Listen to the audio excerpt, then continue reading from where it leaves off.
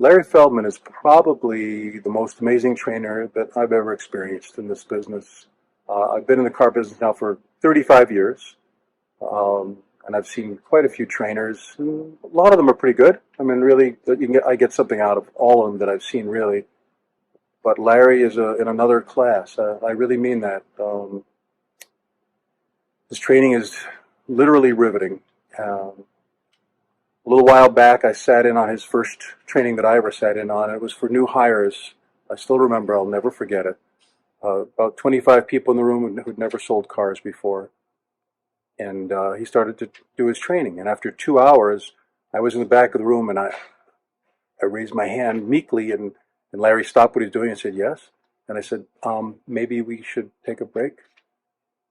And literally, I'll never forget it. All 25 people turned around, looked at me, and went, well, we're okay. And they turned back to Larry, and Larry looked at me and go, okay. And he kept going for another 2 hours. I wouldn't have believed it if I hadn't seen it myself. Since then, I've seen a few other of his trainings. I've hired people out of his classes. Some of those have gone on to management. I'm still in touch with them. I'm good friends with them. But I've seen some great salespeople come out of there. All I can say is you got to give them a try. Hello there. This is another cut from the Auto Hub Show, now in season 6.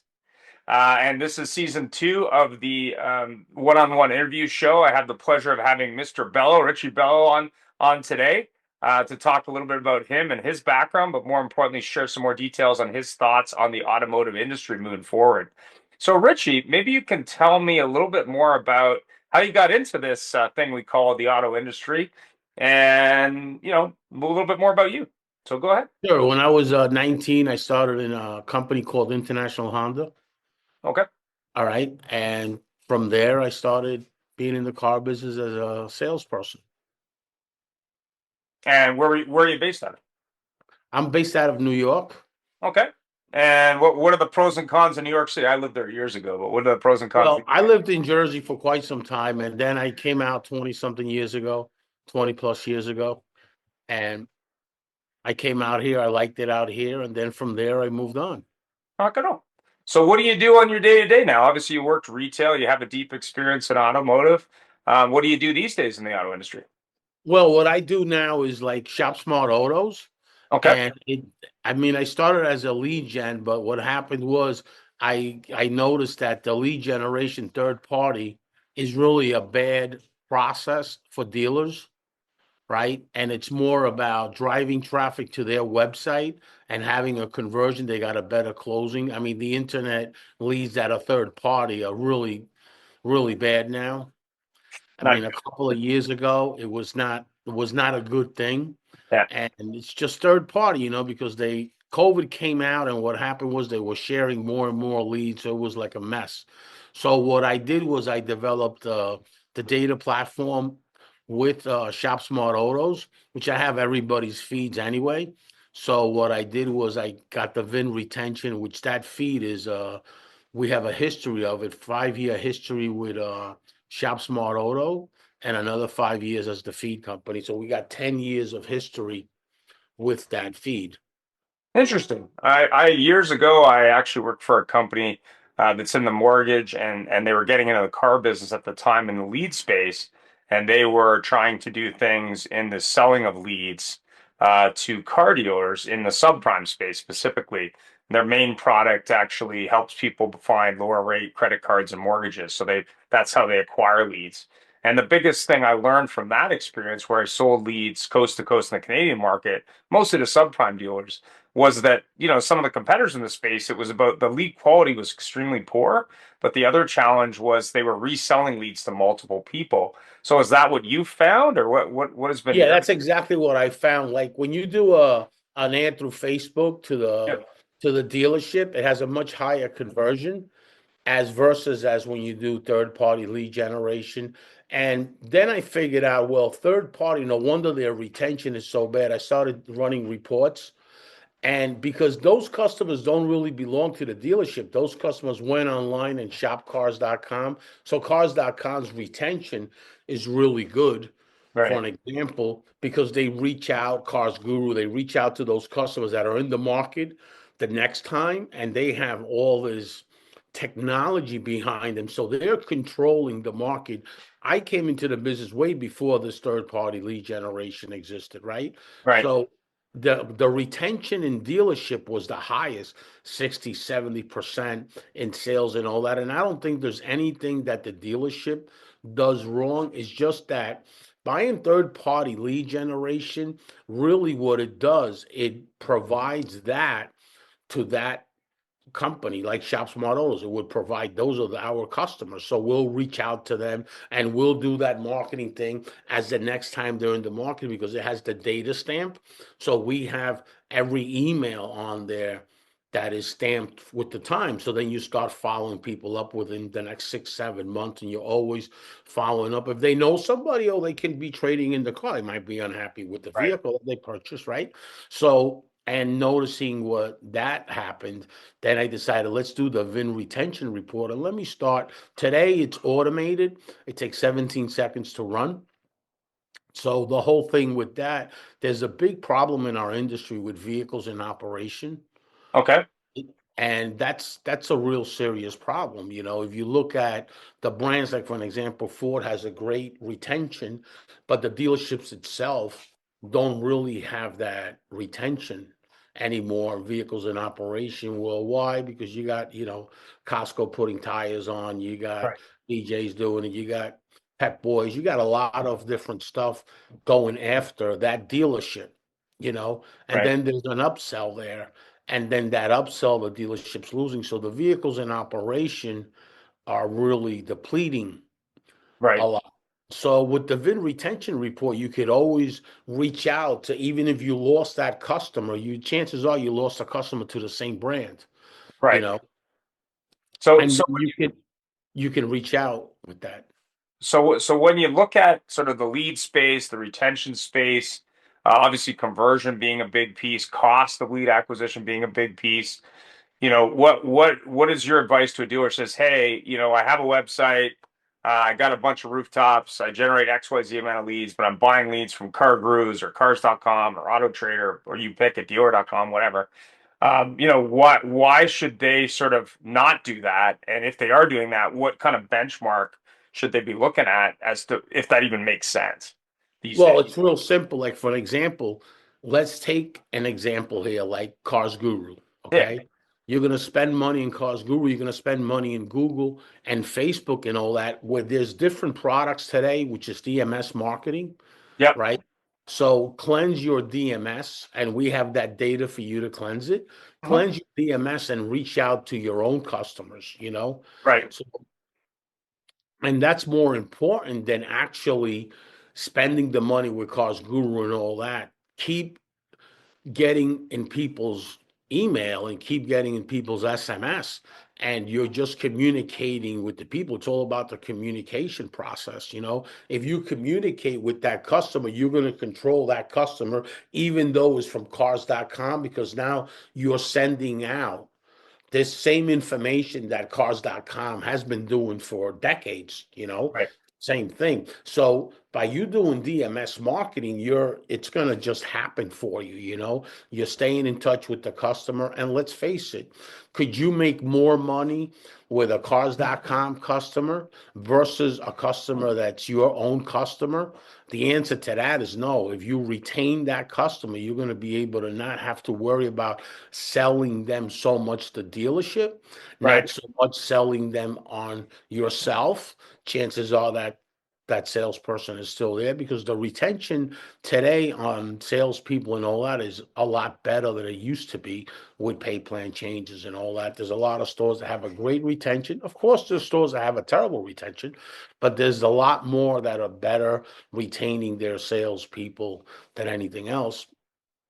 So that's a very big part of retaining your customers. Let's face it, retention is key. It's just like a vendor. If you don't retain customers, you're not going to get anywhere. If you don't retain customers in any industry, it's just a no-brainer. And right now, you're at $700 a copy I believe, through NADA, the last numbers that I saw, Yep. and concentrate on retaining your customers. By the way, the motorsport industry has been retaining that and have been doing that DMS marketing for quite some time. And it's very important to retain your customer. The value of your franchise goes up. The factory is very happy with you. The OEMs, your retention is good. Yep. I mean, it's very, very important. So what about the different sides of the business? And I did an interview yesterday, which I haven't had a chance to edit yet, but we were talking a little bit about sales, parts, service, body shop, those four main silos that are in some dealerships. Some don't have a body shop, but let's just say it's those four. Is this something that they can do in any department? Is this something they can do, say, in finance even? I mean, what's your thought there? Well, the my thought on there is real easy. With the VIN number that you have, you cross-reference it to the customer, so you can reach out to that customer, even if they didn't buy a car from you. The last time, you can retain them in your service department. You can retain them in your parts department. You can retain them in your F&I department. You can try to bring them back. What about if that customer didn't get a warranty? What about if that customer didn't get the product? You have a shot of staying in touch with that customer. As service is the biggest thing. I mean, you start retaining the customers you lost to service, that's just going to increase. And there's a way of doing this with these DMS marketers that they are out there. Yep. I mean, it's very, very important to retain your customers. I believe a lot in the retention part, Yeah. and only because I tried the third party lead generation and I realized that, well, the reason their conversion is not that great is because you're reaching out to a new customer, Yeah, it's right? a cold lead, really. Yeah. Yeah, it's a lead. And what happened in the car business years ago, you have professional salesperson that would just concentrate on, I have a lead, it's my job to sell it. Nowadays, they see a lead and they think it's a deal. Well, you gotta nurture that lead and you gotta build that relationship and you gotta bring him in. It's not a deal. It's just you just have a lead, you Yeah, it's an know? opportunity, but it may not be a good one. But Right, but right. yeah, when you look at 2025 though, and I know there's all kinds of stuff around privacy regulation changes, and I've had multiple guests that talk about the perishable database a dealer has just because they haven't reached out to those customers that are their active customers for a long time. What do you think is going to change this year as we see, inventories growing and interest rates being a little higher and maybe dealers not making the money they were making a couple of years ago? Like, what do you see is something that they need to focus on that's different, say, in 2025 versus 2024?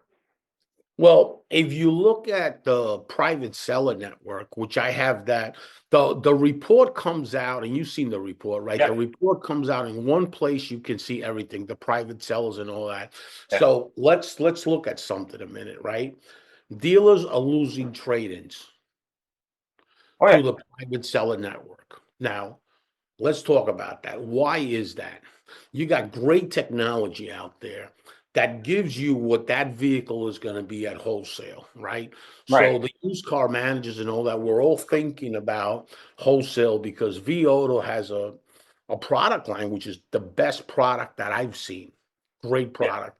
But it keeps the person looking at the car as like wholesale. You got to put on your retail shoes, right? A little bit. And the way to appraise a car is really, what could I sell this car retail for? right. You got to make that decision right on the curve. Is it retail or is it wholesale? Well, guess what?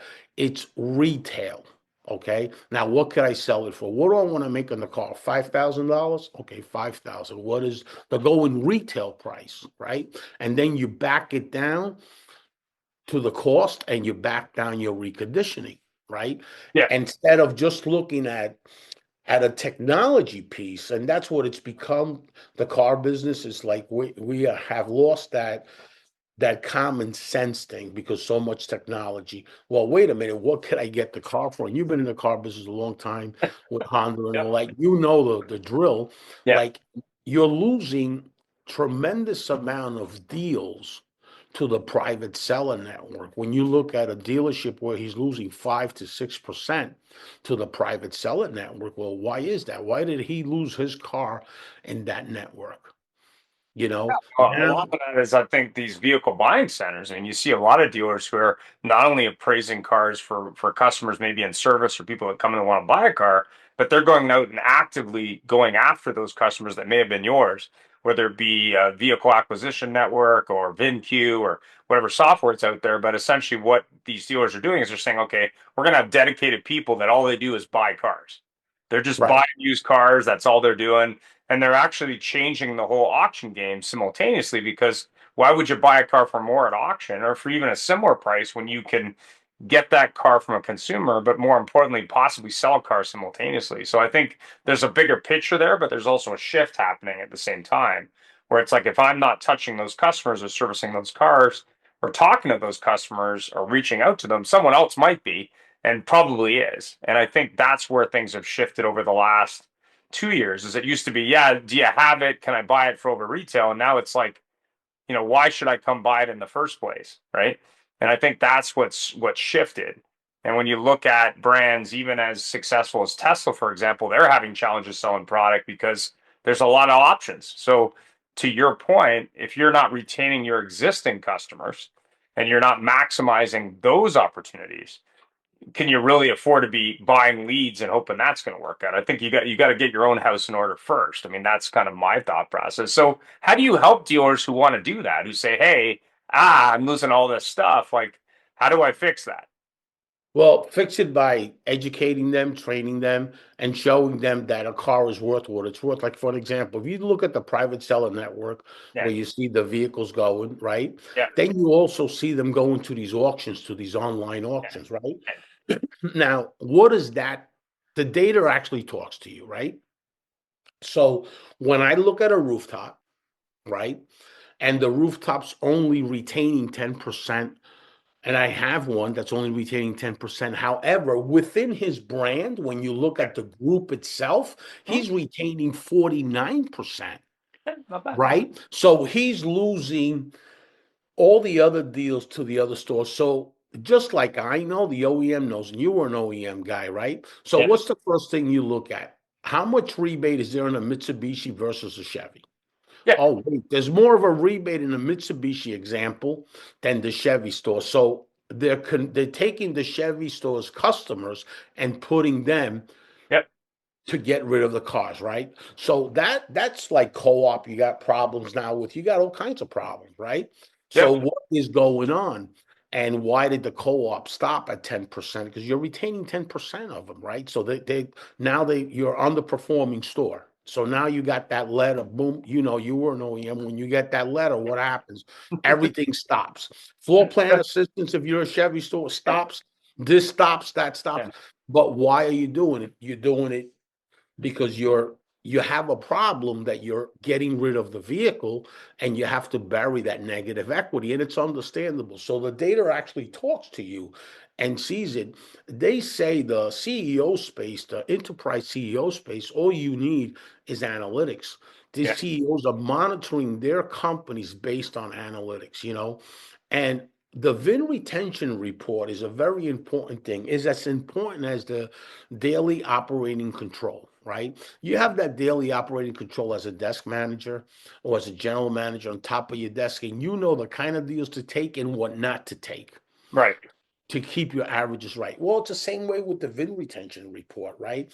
Knowing that you are retaining customers is important, and knowing that you're not retaining customers is also important, because now let's come up with a process to retain those customers. What should be the process? Today, it's easy. We're not talking about 20 years ago when Reynolds and Reynolds had the DMS and it was a nightmare. They had to Yeah, hire R.O. Polk and Company to clean up the data. It was like a mess. Today, yeah, you have the stuff online. I can provide it to you. You can clean up your DMS data and actually hit in market customers. Right. How do you know if a customer's in market? If the lease is up within 6 months, you start your DMS marketing there. If you know their loan is expiring within 6 or 7 months, you start doing that, right? So today with the DMS marketing, it's like a no-brainer. Hire these companies that do DMS for you. It's much, I think it's 1,800 or 2,000 a month. I mean, you Yeah. know, if you go on Google or Facebook, you're spending 30 or 40 grand a month. Oh yeah. Oh, You absolutely. know? And why wouldn't you do that? Yeah. Even if you get a small percentage of the customer, but every time you get that customer, your $700 a copy drops Oh yeah. Oh yeah. tremendously. I mean, it's huge. So, and the more you do it and the more you're out there writing your customers, the better it is. Since COVID, we learned something. Email marketing is really great. SMS marketing is really great because a lot of companies, non-automotive, Yeah. started doing that and really got a lot out of it. So much that Google came up with email marketing, with this, with that, the black. They became like, because they saw their revenue drop. So it does work. It's a platform that we should be using Yeah. tremendously, because let's face it, when you retain a customer, the value of your franchise goes tremendous. If you're selling your place and you got a retention of 70%, whether it's in service or sales, Right. now you got absorption in a dealership. The reason that your absorption doesn't exist anymore is because of all the money we're spending and we're not retaining the customer. So your gross profit in dealerships and the service center is dropping. Yeah. And the cars are being made better today than they were. So your average hours per hour are what, 2.4, 2.5, Yeah. especially in an area where you're penetrating so much leasing. So, and if you're not retaining, you're really losing, you Oh, know. 100%. So So let's say a dealer wants to get, their arms around that problem. They want to, take the money that they're losing, that's on the table that they're losing, and solve that problem. Like, how does that work? Like, how could they get started? Can they get this report for you? Like how does that work? yeah, they can go right online, shop smart autos for dealers. Details will be below in the description. Go Yeah, ahead. shopsmartautosfordealers.com, Okay. and it's right on there. You can purchase the report there. The report is $150, and we give you the full report, but we also give you all your VIN numbers that you've lost and the ones you've kept, and you can check out that if it's true or not. We've been doing testing for the last year and a half, since before we became automation, right, in the state of Florida, Yep. in a lot of stores, and the accuracy is 98.7%. I just sent out to a new client that we have that's DMS marketing. He verified it. He told me you're right around that number. I verified already with the DMS. So the cleansing is very important, because now you're converting it to in-market audience. Right. And we wanted to build that and do that to help the dealership retain their customers and stop spending money with this third party lead generation that really, really, as a third party lead generation company, really, really, it doesn't work. Right. And in reality, it doesn't work. You'll get 200 leads and you'll sell cars, but what is the effort and the time? Now you have a morale issue with that. You got your BDC department following up 100 customers and they got 5 appointments. Yeah. So now that you're putting them to work, they go, oh, here we go again. So it's a mindset thing too. Go You're, these people. you're Go yeah, those people. yeah, like you're destroying these people. And that's the one thing that I learned about it, that I didn't want my name out there like that. So I decided, let's build the data part, the data modules, and we did. And it took us 2 years to build this. So once they have I guess the benchmark, or once you've illustrated or shone the light on the problem, what other services do you offer that maybe help them solve that problem if maybe they don't have that handled? Well, right now, what we offer is the VIN retention. We're focusing more on the data, right? And we also have the search technology, that we know what who's shopping for what on certain zip codes. We're not ready to send that out.